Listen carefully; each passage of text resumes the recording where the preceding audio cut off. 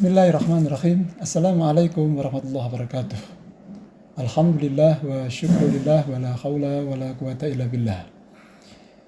Perkenalkan, nama saya Muhammad Muhajir LCMA. Saya merupakan dosen di Prodi Pendidikan Bahasa Arab Universitas Muhammadiyah Yogyakarta. Pada kesempatan yang berbahagia ini, izinkan saya untuk menyampaikan pernyataan diri dosen dalam unjuk kerja Tridharma perguruan tinggi dalam bidang pengajaran pada mata kuliah fikih. Mata kuliah fikih ini diberikan dengan 2 SKS dan merupakan materi atau mata kuliah dasar umum yang diberikan di semester 2. Di dalam mata kuliah ini terdapat PLO, yaitu Program Learning Outcome. PLO yang pertama adalah lulusan mampu menunjukkan kepribadian yang bertakwa kepada Tuhan Yang Maha Esa, cinta tanah air, dan menunjung tinggi nilai kemanusiaan dalam setiap proses pembelajaran. PLO yang kedua adalah lulusan mampu menunjukkan kepekaan sosial, tanggung jawab dalam merespon tantangan dan mengambil peluang untuk pengembangan diri dan karir yang berguna bagi kemaslahatan umat. Kemudian dari mata kuliah ini juga terdapat CLO, yaitu Course Learning Outcome. CLO pertama adalah mampu menghadirkan sikap ketaatan pada aturan hukum yang terdapat dalam Al-Quran dan As-Sunnah. CLO kedua adalah menguasai aspek ibadah dan muamalah yang sesuai dengan prinsip ajaran Islam, mampu melaksanakan ibadah mahdhah atau ibadah khusus dan ibadah ghair mahdhah berdasarkan Al-Quran dan As-Sunnah, kemudian mampu menerapkan pemikiran kritis dan sistematis serta bertanggung jawab dalam mengambil keputusan. Di dalam materi ini juga terdapat Lesson Learning Outcome atau LLO.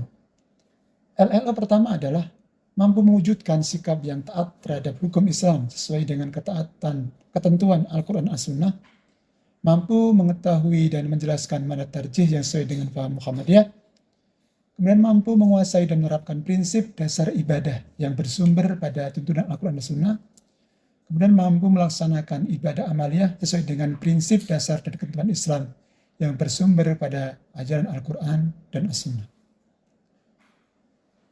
Deskripsi daripada mata kuliah ini adalah, mata kuliah ini sangat penting diberikan kepada mahasiswa karena di dalam materi ini memberikan arahan dan petunjuk bagaimana seorang mahasiswa atau seorang muslim itu berperilaku baik dalam hubungan dia kepada Allah maupun berhubungan dia sama manusia. Dalam hal ini adalah muamalah. Seorang sarjana muslim harus memiliki perspektif dan ruh untuk senantiasa mengembangkan disiplin ilmu yang dimilikinya. Sehingga materi fikih ini, materi ini selalu hidup dinamis dalam mengatasi persoalan-persoalan yang muncul di tengah masyarakat. Sehingga materi fikih ini merupakan materi komponen dasar keislaman dalam perguruan tinggi Muhammadiyah, termasuk dalamnya Universitas Muhammadiyah Yogyakarta. Dan materi fikih ini adalah seperangkat pengetahuan mengenai hukum-hukum Islam meliputi ruang lingkup karakteristik aliran mazhab, fikih praktis dan ibadah, dan juga muamalah. Dalam materi fikih ini terdapat materi-materi pembelajarannya. Pertama adalah di sana akan dibahas tentang pengertian fikih, sejarah perkembangan fikih, kemudian bagaimana mazhab dalam fikih itu, kemudian bagaimana fikih ibadah dan kaidah-kaidahnya. Kemudian di sana juga dijelaskan tentang fikih muamalah dan juga kaidah-kaidahnya. Kemudian ada fikih taharah, fikih shalah, kemudian fikih kurban, akikah, fikih zakat, fikih nikah, dan juga fikih tarbiyah. Serta disebutkan juga tentang fikih mawaris. Dan semua materi pembelajaran itu merupakan materi yang sangat penting untuk mahasiswa. Referensi yang dihadirkan di dalam materi ini adalah ada dari Profesor Dr. Yunal Ilyas yang berjudul Kuliah Ibadah yang diterbitkan oleh LPP UMY. Kemudian ada Dr. Syakir Jamaluddin dalam kuliah fikih ibadah Kemudian saya juga menghadirkan jurnal yang kami terbitkan, yaitu tentang kesadaran dan sikap warga Muhammadiyah Pakem Sleman terhadap tanggap bencana tinjauan fikih kebencanaan Muhammadiyah. Metode pembelajaran dalam mata kuliah fikih ini menggunakan dua metode pembelajaran. Pertama dengan tatap muka via Zoom dan juga dengan tatap muka di kelas.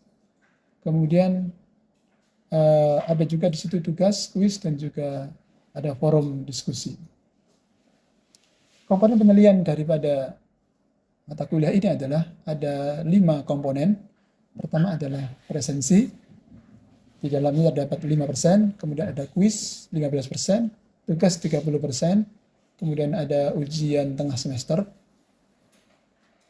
25%, kemudian ada ujian akhir semester 25%. Demikian yang bisa kami sampaikan, dan selanjutnya mari kita simak proses pembelajaran di kelas. Terima kasih. Wassalamualaikum warahmatullahi wabarakatuh. Bismillahirrahmanirrahim. Assalamualaikum warahmatullahi wabarakatuh. Waalaikumsalam warahmatullahi wabarakatuh. Alhamdulillah wa syukrulillah wa la haula wa la quwata illa billah. Alhamdulillah pada kesempatan yang berbahagia ini kita bisa bertemu bertatap muka dalam materi fikih Islam.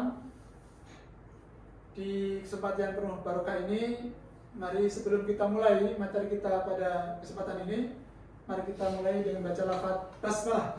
Bismillahirrahmanirrahim. Semoga dengan bacaan basmalah tadi bisa menambah keberkahan dan kebaikan serta kemanfaatan daripada ilmu yang akan kita dapatkan nanti. Allahumma Amin.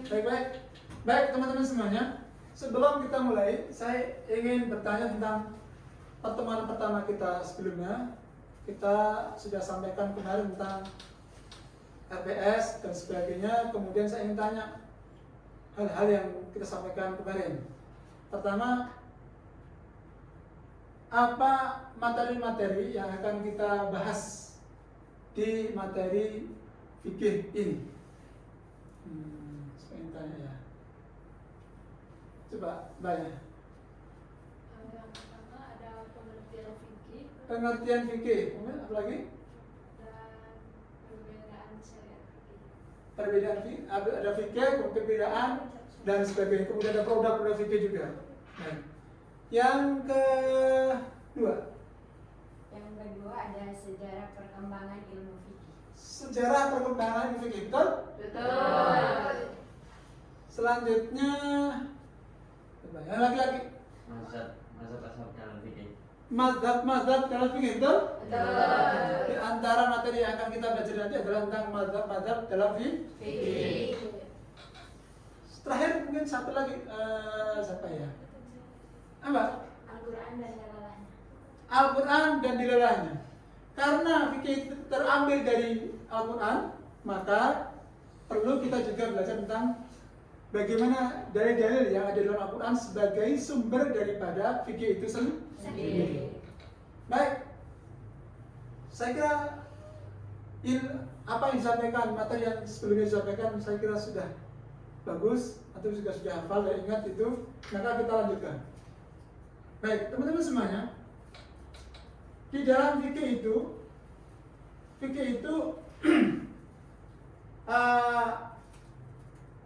di dalam fikih itu ada yang kaitan dengan ibadah mahdhah, ada juga ibadah ghairu mahdhah.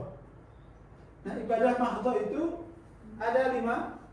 Artinya mahdhah itu adalah pelajaran-pelajaran atau hal-hal yang berkaitan dengan masalah ibadah, kemudian dijelaskan di dalam Islam secara terperinci, secara detail sekali tata cara pelaksanaannya. Itu disebut dengan ibadah mahdhah. Sedangkan ibadah yang ghairu mahdhah atau non-ubudiyah itu sifatnya tidak terperinci dari pelaksanaannya. Tata caranya tidak diatur, secara global itu saja. Nah, ini yang membedakan antara ibadah mahdhah dan ibadah ghairu mahdhah. kedua hal ini, baik ibadah mahdhah maupun ghair mahdhah, itu semuanya mengikuti perkembangan zaman. Sehingga hal-hal yang berkaitan dengan masalah-masalah zaman kebaruan itu disebut fikih kontemporer namanya. Contoh, zaman Nabi Muhammad, zaman dulu itu belum ada yang namanya zakat profesi. Ini kan termasuk bagian dari fikih kan. Sekarang muncul yang namanya zakat profesi. Bagaimana orang-orang yang punya profesi-profesi itu, baik itu sebagai dosen, sebagai dokter, sebagai guru, dia akan terkena yang namanya zakat profesi. Zaman dulu belum ada itu. Maka ini disebut dengan fikih kontemporer namanya. Permasalahan kontemporer dan lain sebagainya. Kemudian kita masuk pada pembahasan selanjutnya, itu pengertian fikih. Tadi Mbaknya menyampaikan tentang materi atau bahan daripada kajian kita adalah apa tadi Pak? Yang pertama? Pengertian fikih. Nah, di sini kita akan tahu penjelasan tentang itu. Fikih itu secara bahasa itu adalah paham atau mengerti. Apa? Paham atau mengerti. Di dalam bahasa Arab dari kata faqiha yafqahu. Sama-sama. Faqiha yafqahu. Faqiha yafqahu. Faqiha yafqahu. Faqiha yafqahu. Sama-sama. Faqiha yafqahu. Dari kata faqiha Yafqahu. artinya apa? Paham atau mengerti.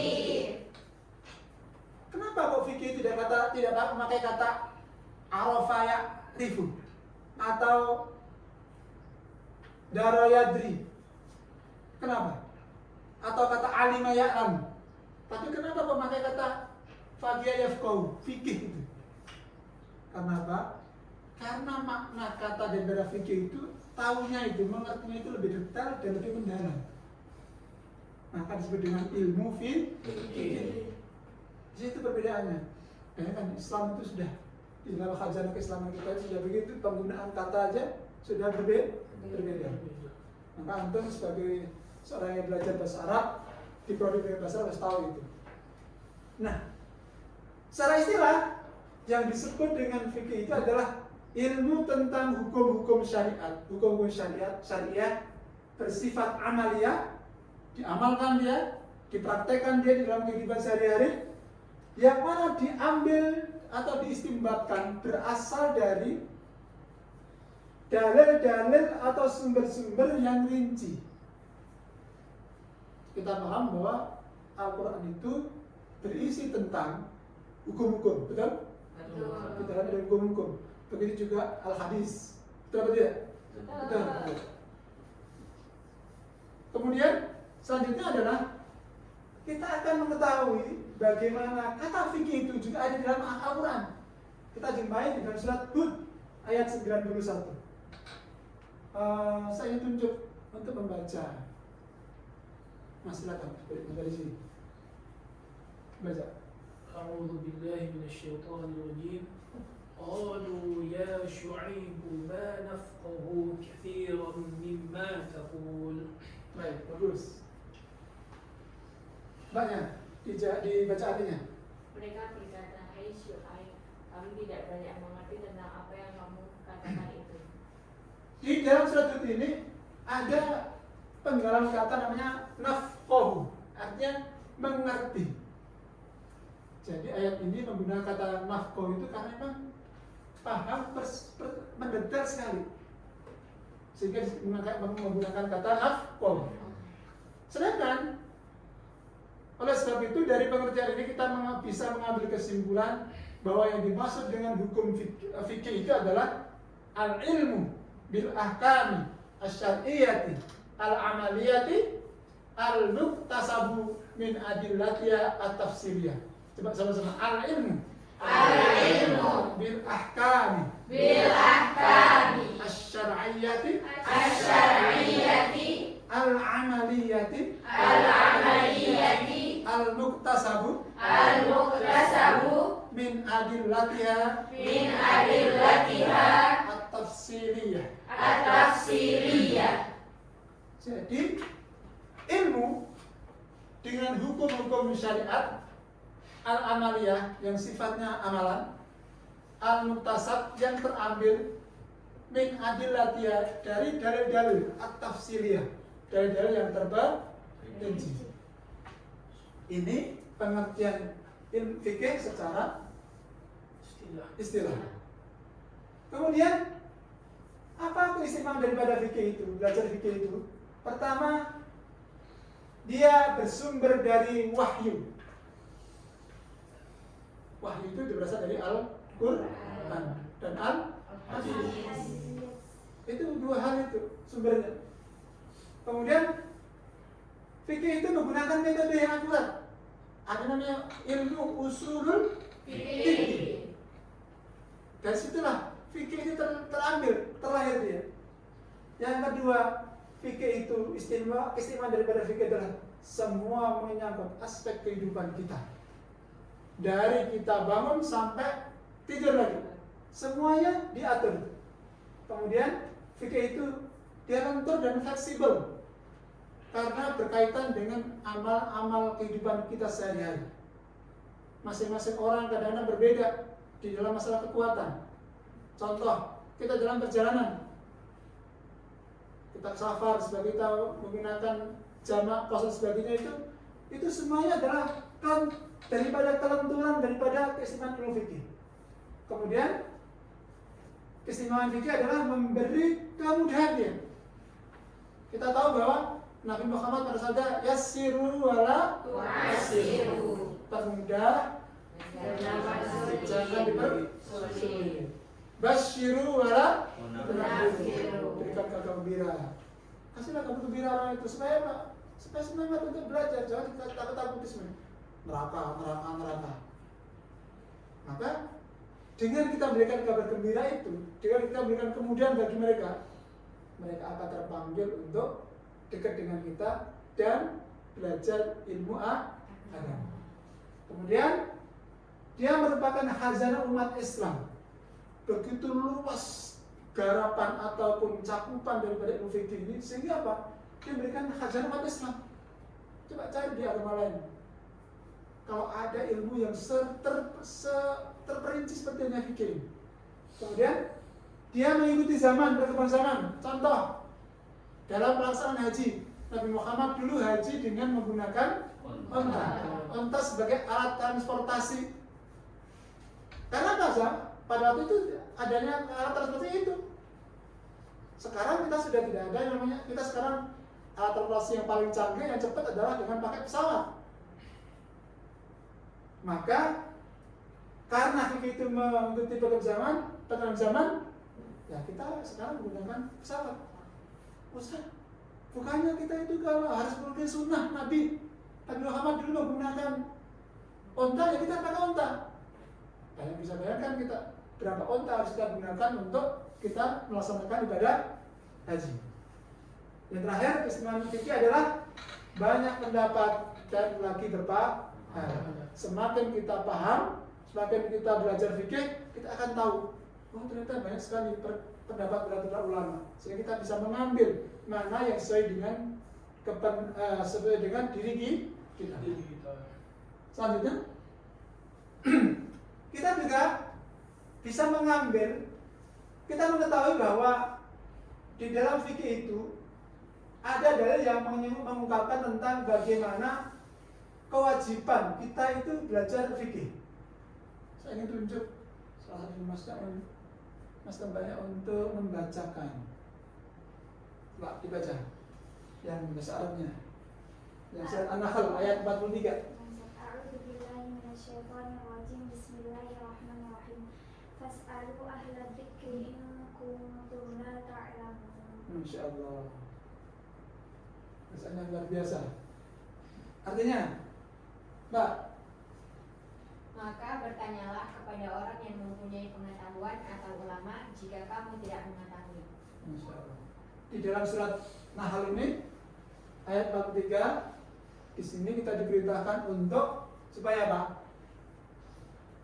Bertanya. Senantiasa bertanya. Kalau tidak tahu, kita tidak tahu tentang ilmu tentang sesuatu. Ini pentingnya ulama itu.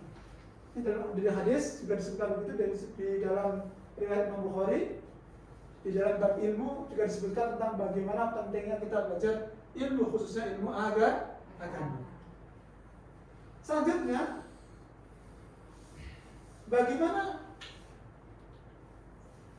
bagaimanakah hikmah belajar fikih itu? Ada banyak sekali hikmah-hikmah kita belajar fikih. Pertama adalah bahwa fikih itu merupakan identitas keislaman kita. Contoh, hukum menggunakan jilbab, hukum kita menutup aurat, itu kan identitas kita, betul? Jadi kita mau kemanapun, kalau kita lihat orang dia menggunakan jilbab, menggunakan pakaian busana muslim, menutup aurat, berarti dia adalah identitas dia, tahu dia, berarti dia paham tentang Islam. Seorang muslimah, laki-laki perempuan wajib menutup aurat. Yang kedua, kunci memahami Al-Quran dan As-Sunnah dia. Tidak akan bisa terjadi hukum fikih itu kalau tidak ada Al-Quran dan As-Sunnah. Karena dia merupakan sumber daripada ajaran Islam. Dan fikih termasuk juga bagian daripada ajaran Islam. Yang ketiga, porsi terbesar ajaran Islam. Kenapa kok menjadi porsi daripada ajaran Islam? Karena banyak sekali di dalam fikih itu permasalahan-permasalahan. Dan permasalahan itu berkembang terus. Ada fatwa-fatwa ulama dan sebagainya. Itu berkembang terus itu. Maka dia sifatnya fleksibel sekali. Dan selanjutnya, hikmah belajar fikih adalah tingginya kedudukan ulama. Al-ulama'u warasatul anbiya. Para ulama itu adalah pewaris para nabi-nabi. Ilmu-ilmu itu ada di dalam ulama yang tahu. Selanjutnya, mengurangi perpecahan. Kenapa mengurangi perpecahan kira-kira? Kenapa kok fikih itu mengurangi perpecahan? Karena semakin banyak kita tahu pendapat itu banyak, semakin kita bisa menerima. Semakin terbuka wawasan kita untuk menerima. Sehingga kita tidak takut buta terhadap satu pendapat. Jadi ternyata dengan kita belajar fikih itu akan bisa mengurangi perpecahan umat karena wawasannya terluas, terbuka. Oh, ternyata menurut ulama itu begini, tahu gitu. Kemudian saya kira sama dengan nomor pertama, eksistensi umat, pertama identitas, dan selanjutnya adalah eksistensi. Menjadi umat yang eksis kita. Justru umat-umat dahulu itu hilang, lenyap dari muka bumi ini. Karena kaku dia, terlalu jumut dia terhadap ajarannya. Kemudian menangkal liberalisme dan sekularisme dengan ajaran fikih, orang liberalis dan sekularisme akan hilang. Selanjutnya meruntuhkan ekstremisme. Sama ini ada kaitannya dengan memerangi perpecahan dan perpecahan. Sehingga kalau dia paham fikih, maka akan rontok, tidak akan ekstremis lagi dia. Selanjutnya. Lalu bagaimanakah hukum belajar ilmu fikih itu? Belajar hukum fikih itu ada dua kategori, ada dua status itu. Yang pertama, hukum belajar ilmu fikih itu pertama adalah fardu ain. Bagi siapa? Setiap muslim. Setiap muslim wajib tahu tentang fardu atau kewajiban suatu ibadah. Karena apa? Dia menjadi dasar ibadah. Maka harus tahu itu. Maka bulan fikih itu menjadi fardu ain dia. Bagi setiap kita harus tahu bagaimana hukum sholat, bagaimana hukum puasa, bagaimana hukum zakat, dan lain sebagainya. Sedangkan yang kedua, hukum fikih yang kedua adalah fardu kifayah. Apa itu fardu kifayah? Tahu? Jika sebagian kelompok sudah mengerjakan, maka gugurlah kewajiban bagi kelompok yang lain. Betul? Betul. Alhamdulillah. Jadi fardu kifayah itu kalau satu kelompok sudah mengerjakan, maka yang lain namanya bari atau dimah, terbebas. Contoh hukum mensolati, mengubur, mengantarkan jenazah. Kalau ada sebagian satu kampus sudah selesai mengerjakan, ya sudah, kamu yang lain terbebas. Tapi kalau seandainya tidak ada yang mengerjakan, maka seluruhnya berdosa. Itu bagi. Nah, fikih itu bagi yang masuk pada kategori fardu kifayah adalah seorang ulama. Ulama ini harus ada di sini. Karena apa? Dia mempunyai otoritas untuk bagaimana dia menentukan tentang hukum fikih. Dan sifatnya adalah pendalaman. Jadi ulama itu harus tahu detail banget tentang fikih. Selanjutnya adalah kita akan bahas tentang apa itu hukum-hukum dalam fikih, atau kita sebut dengan produk hukum fikih. Hasil daripada kajian ilmu fikih itu apa? Ada 5 di situ. Pertama adalah wajib. Yang kedua sunnah. Yang ketiga Mubah. Makruh. Haram. Ada berapa? 5. Masing-masing ini punya status dan punya konsekuensi. Wajib dikerjakan, Berpahala. ditinggalkan Berdosa. Contohnya apa? Sholat. Yang lain Puasa. seperti yang kita jelaskan tadi disebut dengan ibadah Makruh. sunnah dikerjakan, Pahala. ditinggalkan. Berdosa. Contohnya Salat rawatib, apa lagi? Sujud. Tahajud, puasa sunnah, Puasa sunnah. sholat rawatib dan sebagainya. Ya. Mubah dikerjakan, Tidak berpahala. ditinggalkan. Tidak berdosa. Contoh tidur. tidur, makan dan sebagainya. Makruh Dikerjakan tidak berdosa. Dosa. Dikerjakan berpahala. perkara. Contohnya apa? Cerai. Bercerai. Dikerjakan tidak dosa, Dosa. ditinggalkan Berpahala. berpahala. Selanjutnya haram. Dikerjakan, Berdosa. ditinggalkan. Berpahala. Contoh Khamar. minum khamar. Bayangkan, kita apabila meninggalkan itu berpahala terus. Jadi sebenarnya kita itu mengalir terus pahala-pahala kita, betul atau tidak? Betul. Kemudian apabila dikerjakan berdosa. Selanjutnya, bagaimanakah proses terbentuknya hukum fikih itu? Proses terbentuknya fikih itu ada 2 hal yang bisa kita ketahui. Pertama adalah di dalam fikih itu ada yang namanya realita kehidupan, fenomena kehidupan kita. Masing-masing pribadi, masing-masing orang berbeda realita kehidupannya, betul atau tidak? Betul. Nah, realita kehidupan itu sifatnya dinamis. Kemudian di samping kita hidup di dunia ini, itu menghadapi realita kehidupan kita itu, di sana juga ada sumber hukum yang menjadi guidance kita, menjadi panduan kita hidup. Karena kita sebagai seorang muslim, seorang muslim dia terikat dengan aturan-aturan Allah. Karena kita sebagai seorang hamba. Nah, sumber hukum itu sifatnya statis dia. Statis itu apa? Tetap. Sekarang Al-Quran, Al-Hadis sudah itu status dia. Sumbernya adalah Al-Quran dan As-Sunnah.